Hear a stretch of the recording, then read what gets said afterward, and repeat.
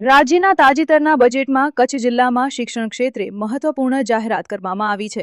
જિલ્લામાં કુલ 3 નવી કોલેજોને મંજૂરી આપવામાં આવી છે, જેના કારણે સ્થાનિક વિદ્યાર્થીઓને ઉચ્ચ શિક્ષણ માટે વધુ સગવડ મળશે. સરકાર દ્વારા ગઢસીસામાં નવી સરકારી આર્ટ્સ, કોમર્સ અને સાયન્સ કોલેજ મંજૂર કરવામાં આવી છે. આ કોલેજ શરૂ થવાથી આસપાસના ગ્રામ્ય વિસ્તારના વિદ્યાર્થીઓને હવે દૂર શહેરોમાં જવાની જરૂર ઓછી થશે અને સ્થાનિક સ્તરે જ ઉચ્ચ અભ્યાસની તક મળશે. તે ઉપરાંત અંજારમાં નવી પોલિટેકનિક કોલેજ શરૂ કરવાની જાહેરાત કરવામાં આવી છે.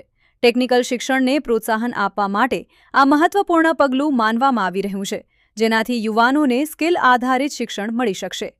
સાથે જ સીનુગ્રામાં કૃષિ કોલેજ શરૂ કરવાની જાહેરાત પણ કરવામાં આવી છે.